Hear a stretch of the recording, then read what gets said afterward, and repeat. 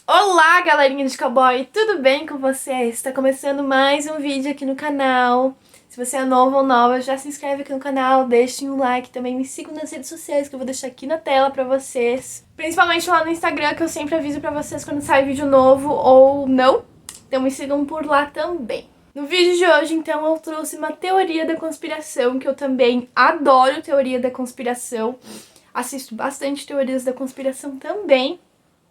Então eu trouxe pra vocês, espero que vocês gostem. A teoria da conspiração de hoje é sobre William Shakespeare. Confesso que eu não sabia sobre essa teoria. Eu fui pesquisar uma outra teoria que envolve William Shakespeare e eu descobri essa. Mas enfim, sim, gente, eu estou com cílios postiços. Caso vocês se perguntem, eu estou com cílios postiços porque meu rímel acabou. E daí eu lembrei que eu tinha cílios postiços. Sei colar cílios postiços? Não sei colar. Por isso que tá essa bagaça que vocês estão vendo, mas enfim.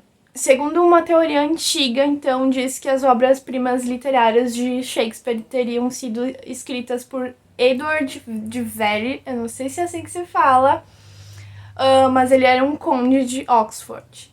Então a teoria diz que foram escritas por este conde e não por Shakespeare. Acredito que muito de nós conhecemos o William Shakespeare, mesmo não tendo assistido uma de suas peças ou lido algum dos seus textos literários. Mas a gente conhece ele pelo trágico amor de Romeu e Julieta, por quebrar as barreiras de Hamlet e também alimentar as nossas fantasias de um sonho de uma noite de verão.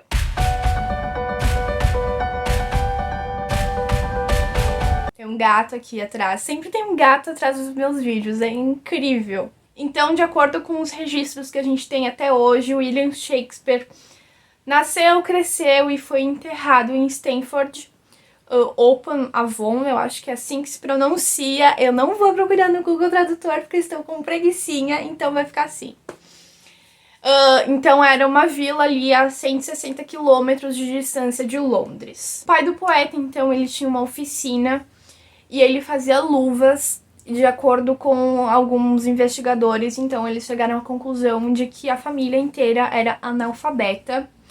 Eles deduziram isso porque o pai do poeta, ele assinava alguns documentos com cruzes em vez de letras, então eles deduziram que a família não sabia ler e escrever. Bom, então como Shakespeare era muito humilde, ele vivia no meio rural, não tinha como ele estar habituado com a cultura política e a aristocracia que frequentemente estavam nas suas peças, nos seus textos. Além do mais, várias peças que o Shakespeare escreveu, ele zoava as pessoas de classe baixa, como se ele não tivesse vindo da mesma classe social que essas pessoas.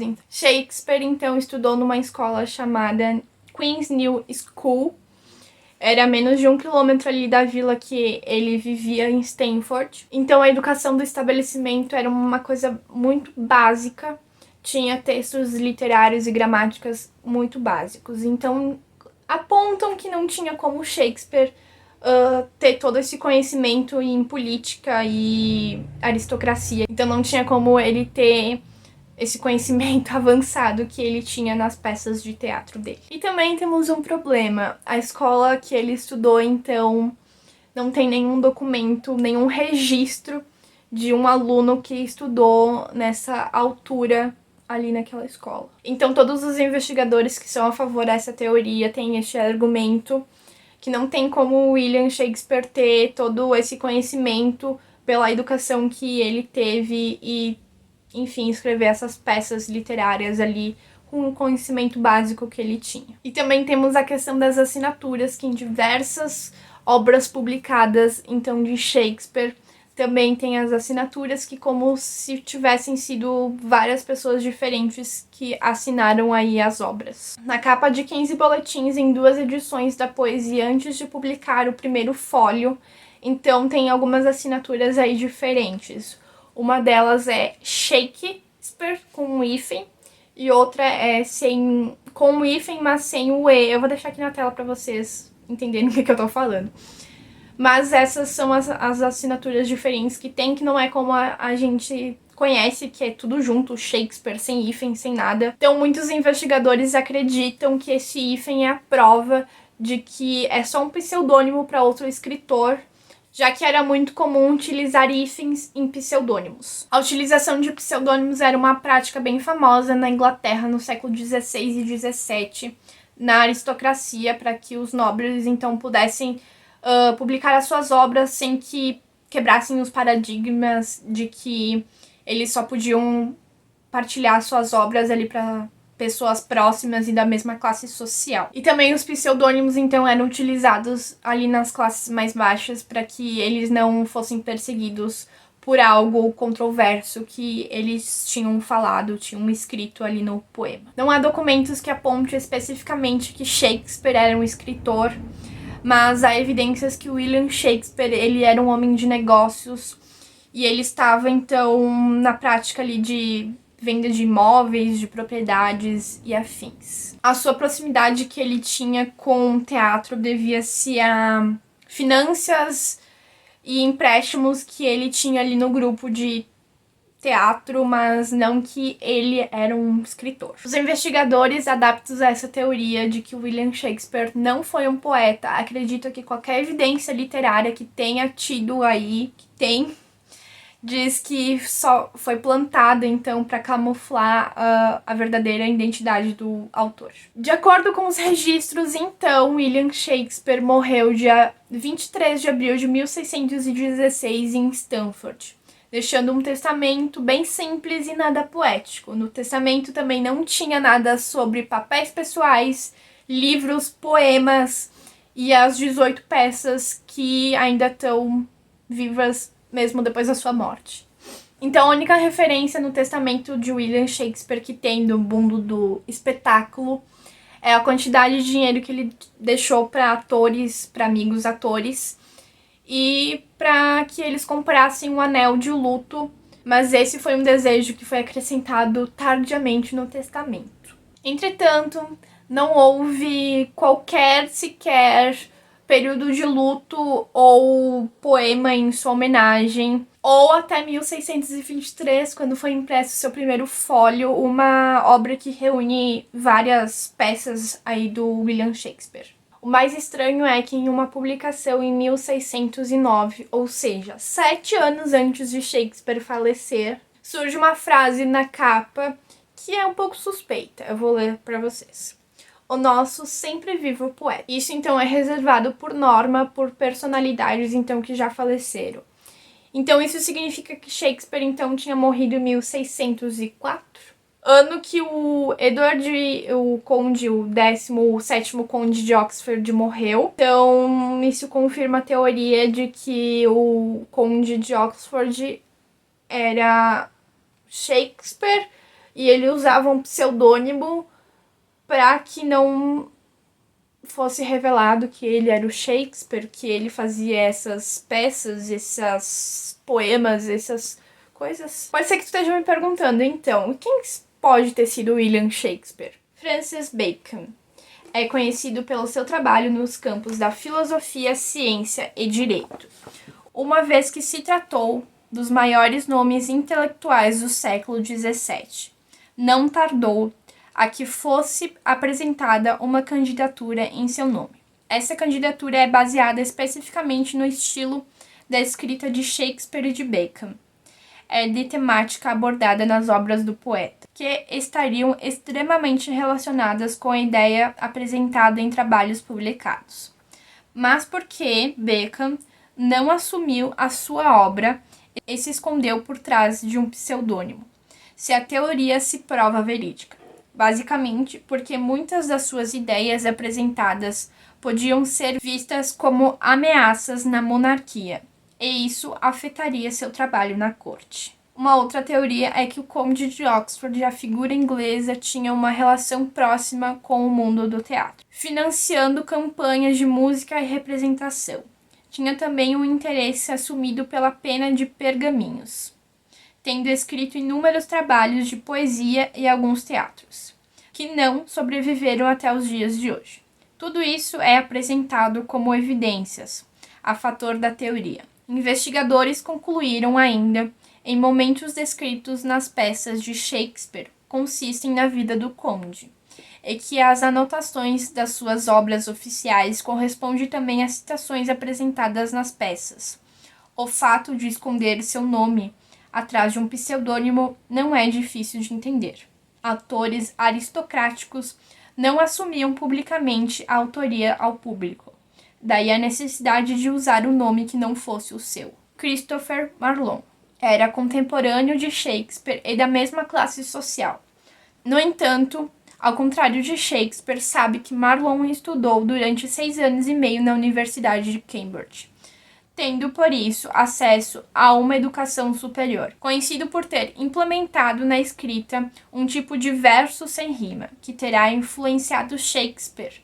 Marlowe teria escrito 7 peças de teatro, das quais apenas 1 ou 2 foram representadas até 1593, anos da sua suposta morte.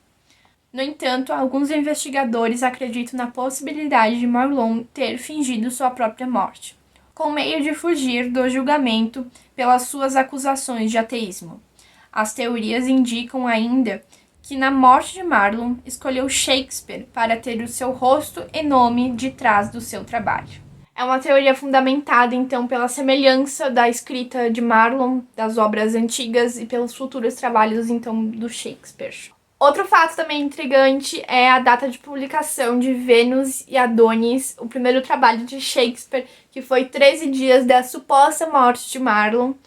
Curiosamente, Shakespeare e Marlowe tinham ali aproximadamente a mesma idade, enquanto um já tinha publicado vários trabalhos, o outro estava começando. Então esse vídeo vai ser 2 em 1. Eu trouxe outra teoria de conspiração que envolve o Shakespeare, que era a teoria da conspiração, a principal que eu ia trazer nesse vídeo, mas daí pesquisando eu encontrei essa de que o Shakespeare nunca existiu, e daí como ela era mais comprida, tinha mais detalhes, eu resolvi trazer ela como principal, e essa que eu vou contar agora como secundária.